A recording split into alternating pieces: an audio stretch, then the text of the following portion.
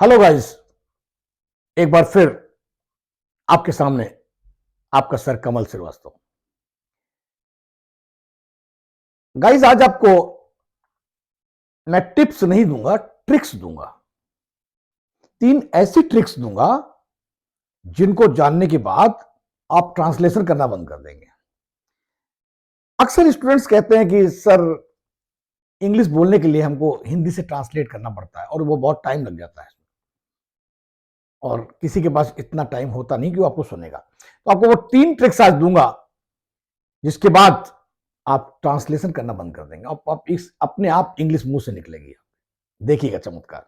Only 30 days you have to practice for 30 days. Okay, so वो 3 tricks क्या है मैं आपको बताने जा रहा हूं। पहली ट्रिक है रिफ्लेक्ट, दूसरी ट्रिक है इंप्लीमेंट और तीसरी ट्रिक है शेयर। सबसे पहले हम बात करेंगे पहली ट्रिक की, उसका नाम है रिफ्लेक्ट। रिफ्लेक्ट क्या होता है? जब भी आप रोज एक इंग्लिश कंटेंट को अपने माइंड में भेजेंगे, फीड कराएंगे उसको, हमको वही इंफॉर्मेशन हम बोल सकते हैं जो हमारे माइंड में पहले से हो।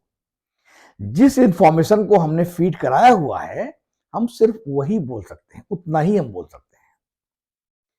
इसलिए अगर आपको इंग्लिश बोलनी है, फ्लुएंट इंग्लिश स्पीकर बनना है, तो इंफॉर्मेशन इंग्लिश की माइंड को फीड कराइए, कंटेंट को फीड कराइए और वही कंटेंट जो आप फीड कराएंगे वही बाद में आपको हेल्प करेंगे ऑटोमेटिक इंग्लिश बोलने में, फ्लुएंट इंग्लिश बोलने में, बिना सोचे इंग्लिश बोलने में, बिना ट्रांसलेशन के इंग्लिश बोलने में। सिर्फ आपको करना क्या है? वो कंटेंट फीड कराना है अपने माइंड को। और यही इंग्लिश कंटेंट जब आप रोज फीड कराएंगे तो धीरे धीरे आपका हिंदी कंटेंट इस इंग्लिश कंटेंट से रिप्लेस हो जाएगा। और फिर क्या होगा आपको मालूम है? जब आप सोचते हैं हिंदी में और इंग्लिश में बोलते हैं तो टाइम लगता है, लेकिन फिर आपका चूंकि कंटेंट अवेलेबल है, इंफॉर्मेशन अवेलेबल है, आप इंग्लिश में बोल सकते हैं बिना सोचे समझे, फटाफट फटाफट मुंह से निकलेगी इंग्लिश ऑटोमेटिकली। ये कंटेंट कैसे फिट कराना है ये हम आपको बताएंगे आज। किसी भी एक टॉपिक को ले लीजिए, रोज एक सुबह इंग्लिश का टॉपिक एक ले लीजिए।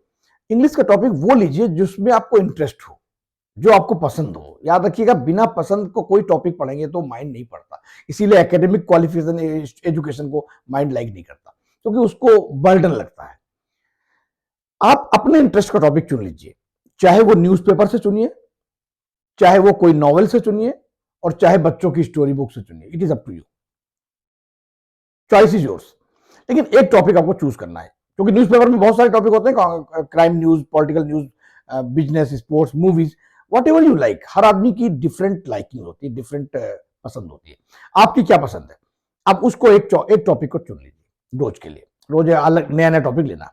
तो एक टॉपिक आपने लिया, उसको जोर जोर से बोल बोल के पढ़ना है, बोल बोल के जोर जोर से पढ़ना है, साइलेंटली नहीं पढ़ना है। क्या होता है, जब हम लोग कोई चीज साइलेंटली पढ़ते हैं तो वो चीज हमारे माइंड में तो जाती है लेकिन हमारे मुंह से नहीं निकलती है। तो उसकी वजह से हमारा माउथ जो है, इसके ऑर्गन्स जो है, tongue, teeth, jaw, lips, vocal cord, ये फेमिलियर नहीं हो पाते हैं। नर्व इसकी जो है वो इसकी एक्सरसाइज नहीं हो पाती है। माउथ के अंदर भी बहुत सारी नर्व्स है ना, उनको एक्सरसाइज नहीं हो पाती है, वो एक्सरसाइज नहीं हो पाती है, इसलिए वो फेमिलियर नहीं हो पाती है। तो जब जोर जोर से पढ़ेंगे, बोल बोल के पढ़ेंगे, तो वो सारी नर्वस सिस्टम जो है माउथ का, जो ऑर्गन्स हैं, जो टीथ है, टंग है, जॉ है और लिप्स है, वोकल कॉर्ड है, इनको सबको प्रैक्टिस होगी बोलने की इंग्लिश। तो आप रीडिंग तो कर रहे हैं, साथ में आप स्पोकन इंग्लिश की प्रैक्टिस भी कर रहे हैं। जोर जोर से पढ़ने से क्या फायदे हैं? 2 फायदे मैं आपको बताता हूं। पहली बात, जब आप जोर से पढ़ते हैं, बोल बोल के पढ़ते हैं, तो कौन सा वर्ड आपको प्रोनाउंस करना नहीं आता वो पता लग जाता है। और प्रोनाउंसिएशन इंग्लिश में बहुत इंपॉर्टेंट है। अगर आप इंग्लिश बोलते हैं, प्रोनाउंसिएशन गलत है तो अच्छा नहीं लगता, लोग उसको फील ऑकवर्ड फील करते हैं। तो आप क्या करें कि जोर बोल बोल के इंग्लिश को पढ़ें, उस टॉपिक को जो आपने चूज किया है, और एक बार नहीं पढ़ें, कम से कम 3 बार पढ़ें। देखिए आपको पहले एक चीज बता दे रहा हूं, जो हम बार बार करते हैं हमारा सबकॉन्शियस माइंड उसको स्टोर कर लेता है। इसका एग्जांपल आपके लिए हम बता देते हैं। कार आप जब ड्राइव करते हैं, शुरू शुरू में आपको हर चीज चेक करनी पड़ती है, गियर, ब्रेक, एक्सीलरेटर, क्लच, और कितना क्लच दबाना है, कितना, कौन सा गियर कितनी स्पीड में लेना, सब कुछ ध्यान देना पड़ता है शुरू शुरू में। लेकिन जब रोज करने लगते हैं तो 30 दिन के बाद या 21 दिन के बाद आप देखते हैं कि वो ऑटोमेटिक सब कॉन्शियस माइंड में सेव हो जाता है।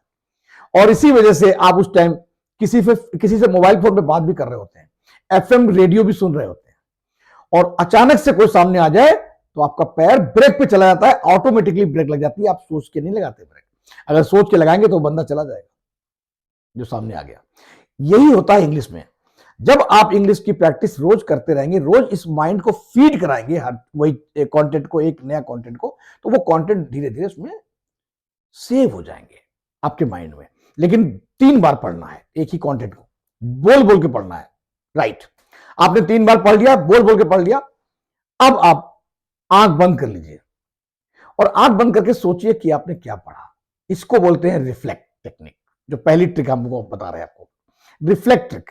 इसमें यह होगा, आपको अगर याद आ गया कि आपने क्या पढ़ा तो ठीक है, नहीं याद आया तो अब आपका ब्रेन जो है उसको ढूंढेगा कि हमने क्या पढ़ा, क्योंकि अभी तक आपने पढ़ा था, लेकिन अब आपको जरूरत है उसको आपको सोचना है, लेकिन वो आपको नहीं आ रहा दिमाग में, तो आप पढ़िए फिर से।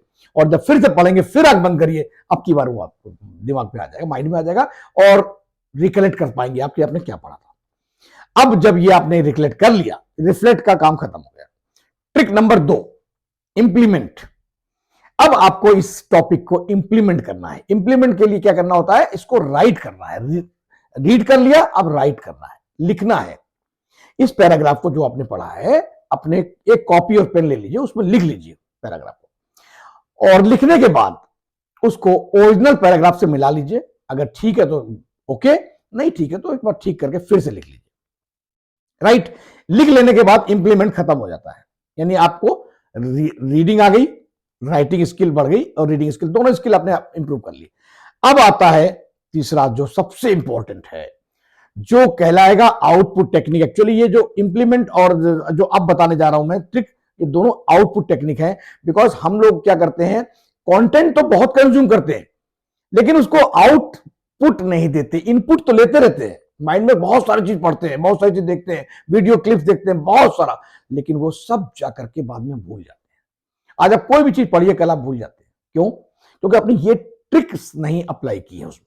ये ट्रिक अप्लाई करेंगे तो भूलेंगे नहीं, सब चीजें आपको रिमेंबर रहेंगी और सब याद रहेंगी और आगे काम आएंगी आपके। राइट, तो अब आपने लिख लिया उसको, अब शेयर करना है। ये शेयर जो है ये आता है आउटपुट में, और राइटिंग भी आउटपुट में आता है। रीडिंग जो है वो इनपुट में आता है। तो रीडिंग आपने जो किया वो तो इनपुट गया माइंड को, और बोल बोल के पढ़ा, उससे आपके माउथ ऑर्गन्स भी फेमिलियर हुए। अब आपने उसको राइट भी कर लिया, अब आपको शेयर करना है। शेयर का मतलब किसी को बताना है कि मैंने क्या पढ़ा। इसके लिए बहुत तरीके हैं अपने पास। एक तो पहले कई ऐप्स हैं अपने मोबाइल में, आप उन ऐप्स को ज्वाइन कर सकते हैं। उनमें किसी को भी जो भी पकड़ में आ जाए उसको बताइए कि आपको एक टॉपिक सुनाऊं मैं, और मुझे कुछ गलती हो तो बता देंगे, तो लोग बुरा भी नहीं मानते, कहेंगे हाँ सुनाओ, और आप सुना दीजिए उसको। वो टॉपिक जो आपने सुबह रीडिंग और राइटिंग किया ना, वही सुना दीजिए उसको। अगर भाई हो, बड़ा छोटा, बहन, कोई किसी को भी है, वो टॉपिक सुना दीजिए। इसको बोलते हैं शेयर करना। ये थर्ड ट्रिक है हमारी, शेयर। और जब आपने ये शेयर कर लिया, फिर वो आपका कंटेंट रिप्लेस हो जाता है माइंड में। इंग्लिश कंटेंट आपका, ये इंग्लिश कंटेंट सब कॉन्शियस माइंड में स्टोर हो जाता है। इस तरीके से आपको डेली एक पैराग्राफ को करना है।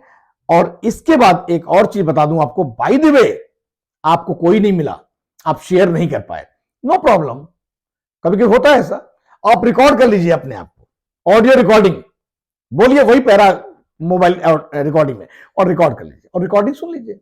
ये भी शेयर है, आपने शेयर किया है, खुद से शेयर किया है मोबाइल में, ऑडियो रिकॉर्डिंग में। अब रिकॉर्डिंग सुन लीजिए। आपको कुछ गलती लगे दोबारा कर लीजिए रिकॉर्डिंग, 2-3 बार कर लीजिए। जब आप सही रिकॉर्डिंग कर पाए, समझ लीजिए आपका काम हो गया। फिर एक और काम कर लीजिए, इतना कुछ कर लिया तो वीडियो रिकॉर्डिंग भी कर लीजिए, कैमरा ऑन कर लीजिए और फिर वही टॉपिक बोल दीजिए और अपना वीडियो वॉच करिए। देखिए आप कैसे लगते हैं जब बोलते हैं। आपका फेशियल एक्सप्रेशन, आपके आई कांटेक्ट, आपका हैंड जेस्चर, क्योंकि इंग्लिश बोलने में हैंड मूवमेंट्स बहुत इंपॉर्टेंट होते हैं। सब कुछ आपको पता लग जाएगा। ये आपके लाइफ में जब भी कभी आप इंटरव्यू देंगे, प्रेजेंटेशन देंगे, वहां काम आएगा। आपको पता होगा कि आप कैसे लगते हैं, आपका नॉन वर्बल कम्युनिकेशन कैसा है। जो बोलते हैं इसको वर्बल कम्युनिकेशन कहते हैं, जो फेस एक्सप्रेशन होते हैं उनको नॉन वर्बल कहते हैं। तो नॉन वर्बल कम्युनिकेशन आपको कब पता लगेगा, जब आप वीडियो रिकॉर्डिंग करेंगे। तो वीडियो रिकॉर्डिंग कर लिया आपने, अपने आप को देख लिया, कुछ गलती है दोबारा कर लीजिए। ये कंप्लीट पैकेज है आपके लिए। Reflect, implement, share. अगर आपने ये कर लिया और रोज इसको करा 15 मिनट सिर्फ, 21 डेज के बाद देखिए आप क्या चेंज आता है आपके अंदर। इंग्लिश मुंह से निकलेगी, नहीं निकलेगी मुझे कमेंट करके बताइएगा। ठीक है, आज के लिए इतना ही। अगले टॉपिक में आपको लिसनिंग के कई फायदे बताऊंगा और कैसे लिसनिंग को इंप्लीमेंट करना है लाइफ में, वो बताऊंगा। तब तक के लिए नमस्कार, thanks for watching my video. एक बात का फिर ध्यान रखिएगा, लाइक, शेयर, सब्सक्राइब। लाइक इसलिए कि आपको पसंद आया तो मुझे इंकरेज करें, शेयर इसलिए कि दूसरों को भी बेनिफिटेड करें, दूसरों को भी शेयर करें तो उनको भी फायदा हो इसका, क्योंकि ये टेक्निक बहुत इंपॉर्टेंट है और बहुत ही कम लोगों को ये क्लियर होती है टेक्निक। ये टेक्निक बहुत इंपॉर्टेंट है। और उसके बाद सब्सक्राइब करें ताकि आपको अगला वीडियो, अब मैं बहुत जल्दी जल्दी वीडियो बनाने वाला हूं आपके लिए, वो अगला वीडियो का नोटिफिकेशन चला जाएगा। तो याद रखें, लाइक, शेयर, सब्सक्राइब जरूर करें please. Now thanks for watching my video and wait for my next video. तब तक के लिए bye bye, bye bye, good bye.